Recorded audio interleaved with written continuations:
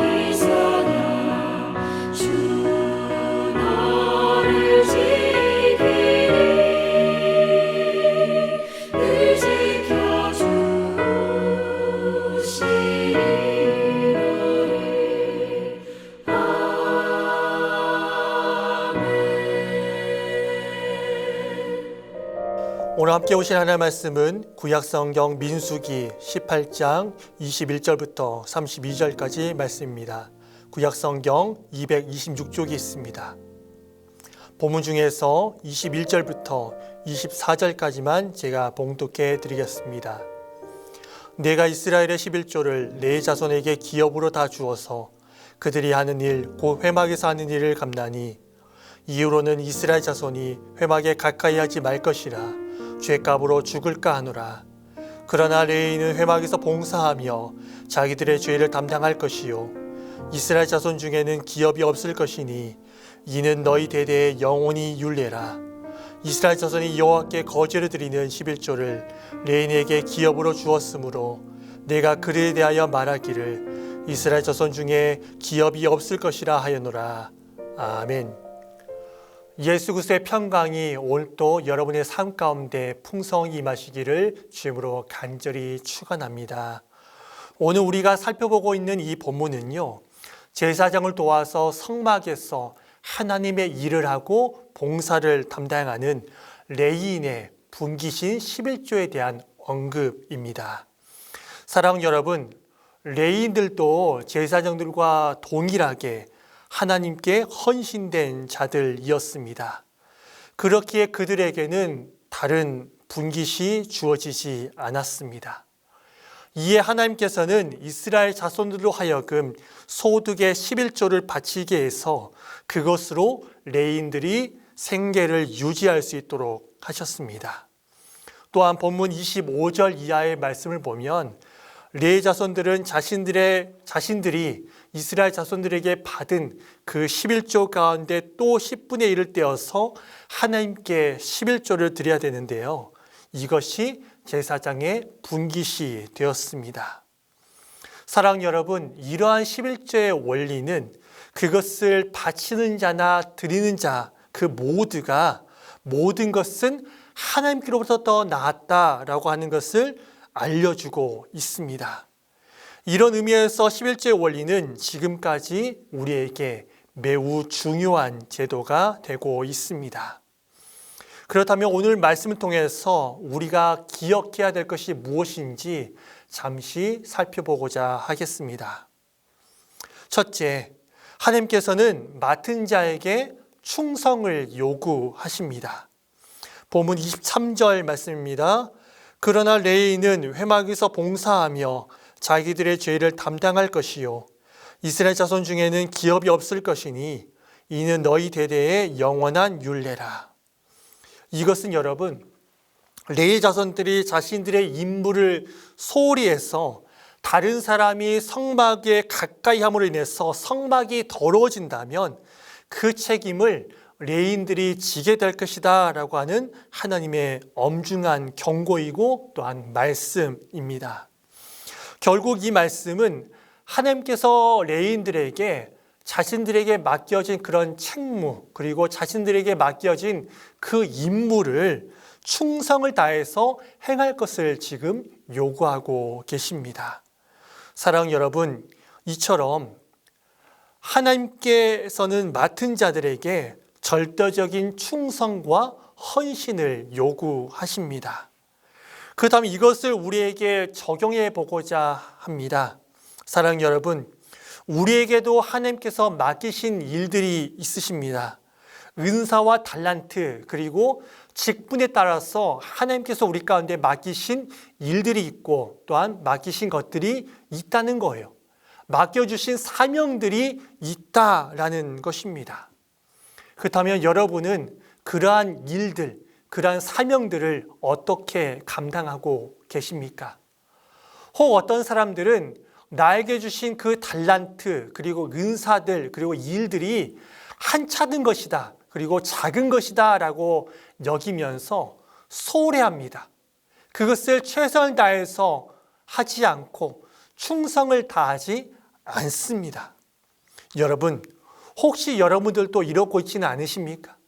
혹 내게 맡겨주신 그 일이 크지 않고 별로 중요치 않다라고 자기 스스로 생각한 나머지 그것에 대해서 소홀히 감당하고 있지는 않으시냐라는 것입니다. 마태복음 25장에 나오는 한 달란트를 받은 그 어리석은 종처럼 내게 주신 그 은사와 달란트가 별로 크지 않고 작은 것이다 라고 생각하면서 소홀하게 그렇게 대하는 그런 자들이 한 사람도 없기를 바랍니다. 하나님께서 정말로 우리 가운데 요구하시고 우리 가운데 원하시는 거 뭐냐면 그것에 받은 대로 우리가 최선을 다해서 섬기고 최선을 다해서 우리가 봉사하고 우리가 최선을 다해서 그 사명을 감당하는 것입니다. 일의 크기에 상관하지 않고 맡겨진 자리에서 최선을 다할 것을 주님께서는 우리 가운데 요구하고 계시는 것입니다. 우리가 맡은 일이 지극히 작은 일이다 할지라도 그것을 누가 맡기신 것입니까? 하나님께서 맡기신 거예요. 사람이 맡긴 것이 아니라 어떤 다른 그런 인물이 맡긴 것이 아니라 그 일, 그 사명을 누가 맡기신 것이죠? 바로 하나님께서 맡기신 것이기 때문에 그것을 최선을 다해서 섬기고 봉사하고 그 사명을 잘 감당하는 것, 그것이 바로 우리의 마땅한 자세다라는 것을 분명하게 기억하시기 바랍니다. 또한 둘째는요, 모든 것은 하나님께 바쳐진 것이다 라는 것을 기억하는 자들이 되어야 된다라는 것입니다. 여러분 본문 24절 말씀 보면 이렇게 말씀하고 있어요. 이스라엘 자손이 여호와께 거제로 드리는 11조를 레인에게 기업으로 주었으므로 라고 말씀하고 있습니다. 그렇습니다, 여러분. 레인이 생계를 위해서 받은 그 이스라엘 자손의 11조는 누구의 것입니까? 바로 하나님께 거제로 바쳐진 것들이에요. 여기서 거제라는 것은요, 재물을 들어 올리는 것을 뜻하는 그러한 단어입니다. 그렇기 때문에 여기에서는 11조를 들어 올린다라고 하는 뜻으로 쓰인 것이 아니라 11조를 봉헌한다, 11조를 드린다라고 하는 그러한 표현으로 쓰였습니다. 사랑하는 여러분, 이것이 성경이 말하는 헌금의 원리입니다. 즉 오늘날 우리가 드리는 이 모든 헌금은요, 구약의 거제와 같은 것입니다. 비록 성도들이 헌금을 교회에 드립니다. 그리고 그 헌금이 비록 교회의 각종 유지와 사업비로 사용이 되지만 헌금은요, 교회에 내는 것이 아니라 오직 하나님께 드리는 것입니다. 그리고 교회 역시 그 헌금한 그런 물질을 사용해서 하나님의 일을 하지만 하나님께로부터 받은 하나님의 것이다 라고 하는 것을 분명하게 인식하고 분명하게 깨닫고 그것을 집행해야 된다라는 것입니다. 그러므로 성도는 헌금을 드릴 때 누구를 의식하고 드려야 되냐면 오직 하나님만을 의식하고 정성을 다해서 최선의 것을 우리가 드려야 된다라는 것입니다. 사람을 의식하고 드리는 것이 아니에요. 헌금은 오직 하나님만을 의식하고 드려야 된다라는 것입니다. 그렇기 때문에 우리는 헌금을 할 때 사람에게 돈을 내는 것처럼 아까워하거나 교만해서는 안 된다는 것이에요. 인색함으로 또한 억지로 하는 것이 아니라 자발적으로 그리고 기쁜 마음으로 우리가 헌금을 해야 된다라는 것입니다. 그리고 교회도 드려진 헌금을 사용할 때 규모 없이 사용하는 것이 아니라 하나님 앞에 부끄러운 것이 없도록 신중하고 규모 있게 그 헌금을 사용해야 된다라는 것입니다. 또한 셋째는요, 믿음으로 가장 좋은 것을 우리가 하나님께 드려야 된다라는 것입니다. 여러분, 본문 29절부터 32절까지의 말씀을 보면요, 하나님께서는 레위인들에게 그들이 이스라엘 백성들 가운데 이렇게 받은 것 중에서 아름다운 것을 하나님께 드리라라고 말씀하고 있습니다. 근데요, 여기서 말하는 이 아름다운 것이 뭘까요? 레위인들에게 너희가 이스라엘 자손들에게 받은 것 중에서 아름다운 것을 구별해서 하나님께 바치라 라고 했는데, 여기서 말하는 아름다운 것이 뭘까요? 여기서 말하는 이 아름다운 것은요, 가장 최상의 것, 그리고 가장 최고의 것을 말합니다. 여러분, 우리 하나님께서는요, 가장 좋은 것, 그리고 가장 최상의 것을 요구하십니다. 그렇기 때문에 우리는 하나님께 헌금을 드리고 하나님께 드릴 때 있잖아요. 어떤 걸 드려야 됩니까? 우리의 좋은 것을 구별해서 우리가 하나님께 드려야 된다라는 것입니다. 근데 가장 좋은 것, 그리고 가장 아름다운 것, 그것이 곧 가장 비싼 것을 의미하지 않습니다. 어떤 사람들은 가장 좋은 것, 그리고 가장 아름다운 것, 최고의 것, 최상의 것이라고 말을 하니까, 그렇다면 하나님께 가장 비싼 것을 드려야 되구나 라고 생각하시는데요. 그것보다 여러분 더 중요한 것은 우리의 마음이에요. 그리고 우리의 믿음이 더 중요하다라는 것입니다. 여러분, 우리가 잘 아는 창세기 4장에 나오는 그 가인과 아벨의 제사를 보십시오. 하나님께서 가인의 제사는 받지 않고 아벨의 제사만 하나님께서 받으셨습니다. 왜 가인의 제사는 받지 않고 아벨의 제사만 받으셨습니까? 가인이 드리는 그 제사는 형편없고 또한 값이 싼 제사를 드렸기, 그 예물을 드렸기 때문에 가인의 제사는 받지 않고, 아벨의 제사는 그 예물이 비싸고 그래서 하나님께서 그 아벨의 제사만 받으신 것입니까? 그렇지 않습니다. 히브리서의 말씀 보시면 왜 아벨의 제사만 하나님께서 받으셨다라고 말씀하고 있습니까? 왜 아벨의 제사만 받았습니까? 그것은 아벨만이 믿음으로 하나님께 제사를 드렸기 때문입니다. 가인은 믿음으로 마음을 다해서 하나님께 예물을 드리지 않았습니다. 하지만 아벨은 믿음으로 그리고 마음을 다해서 하나님께 예물을 드린 것입니다. 여러분, 가인에게는 이러한 믿음이 없었기 때문에 가인의 예물이 연락되지 않은 것입니다. 이것을 볼 때 하나님께서 가장 기뻐하시는 아름다운 예물은요, 여러분, 예물의 크기와 액수에 있는 것이 아닙니다. 그것보다 무엇에 있습니까? 바로 믿음에 있습니다. 그리고 마음에 있다라는 것을 분명히 기억하면서 믿음의 예물을 하나님께 드리는 자들이 다 되시기를 주님으로 간절히 축원합니다. 말씀을 정리합니다. 주 안에서 사랑하는 동명의 모든 성도 여러분, 우리 하나님께서는요, 하나님의 자녀들에게 그리고 사명자에게 사명만 맡기시지 않으셨습니다. 사명뿐만 아니라 무엇도 주시냐면 그 사명을 잘 감당할 수 있는 모든 필요한 것들을 주십니다. 오늘 말씀의 레인들을 보십시오. 그리고 제사장들을 보십시오. 사명을 감당할 때 하나님께서는 그 사명을 잘 감당할 수 있는 물질을 비롯한 모든 필요한 것들을 주셨습니다. 사명을 감당한 자들을 그냥 두시지 않으셨습니다.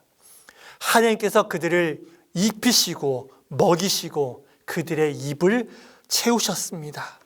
그렇기 때문에 사명자인 여러분도 하나님께서 입히시고 먹이시고 채우실 것이다 라고 하는 이 믿음을 가지시기를 간절히 바랍니다. 이 믿음이, 이 확신이 여러분 우리 가운데 필요합니다. 하나님께서 모든 것을 채워주신다라고 하는 이 확신과 믿음을 가지고 하나님께서 우리의 분깃이 되신다라고 하는 이 확신을 가지고 오늘 또 사명의 자리로 나아가시기를 간절히 바랍니다. 또한 여러분, 동시에 모든 것이 하나님께로부터 왔음을 고백하고 기억하시는 성도님 되시기를 간절히 바랍니다. 내 것, 내 것, 이런 것을 외치는 자가 아니라 여러분, 솔직히 말하면 내 것이 있습니까? 내 것 하나도 없어요. 체력도 누가 주십니까? 건강도 누가 주십니까? 그리고 지혜도 누가 주십니까? 필요한 것들 누가 주시냐는 거예요. 내가 스스로 받은 것이 아니라 누가 주신 거냐면 하나님께서 모든 것을 주셨습니다. 하나님께서 나에게 일한 모든 것을 다 주셨기 때문에 우리가 그것을 통해서 누리고 그것을 통해서 우리가 만족함을 누릴 수가 있는 것입니다. 그렇기 때문에 여러분, 모든 것은 하나님께로부터 왔습니다 라고 우리는 날마다 시시때때로 고백해야 된다라는 것입니다. 모든 것은 하나님께로부터 왔습니다 라고 고백하면서 믿음으로 모든 것을 하나님께 드리는 자가 되시기를 간절히 바랍니다. 최상의 것을 하나님께 드릴 때, 가장 아름다운 것을 하나님께 드릴 때 하나님께서는 그 예물과 믿음을 받으시고 더 크게 갚아 주실 것입니다. 하나님께서 내 분깃이 되신다라고 하는 이 확신을 가지고 믿음으로 드리는 자가 되며 주님께서 맡기신 사명 끝까지 충성하면서 주님께서 주시는 그 승리, 그리고 주님께서 주시는 그 상급 한 사람도 빠짐없이 모두 다 누리시기를 주임으로 간절히 축원합니다. 아멘. 기도하겠습니다. 하나님 아버지, 우리를 사명자로 불러주심을 감사드립니다. 아버지 하나님, 정말로 오늘 말씀처럼 하나님께서 모든 것을 채우신다라고 하는 이 확신과 믿음을 가지고 하나님께서 우리의 분깃이 되신다라고 하는 이 확신을 가지고 오늘도 사명의 자리에서 하나님께서 부르시는 그 부르심의 그것을 기대하면서 바라보면서 사명자로 살게 하여 주시옵소서. 또한 동시에 모든 것이 하나님께로부터 왔음을 기억하면서 살아가게 하여 주시옵소서. 내 것만 외치는 자가 아니라 모든 것은 하나님께로부터 왔습니다 라고 고백하면서 믿음으로 가장 최상의 것을, 가장 아름다운 것을 하나님께 드리는 우리 모두가 되게 하여 주시옵소서. 감사드리며 예수님의 이름으로 기도드립니다. 아멘.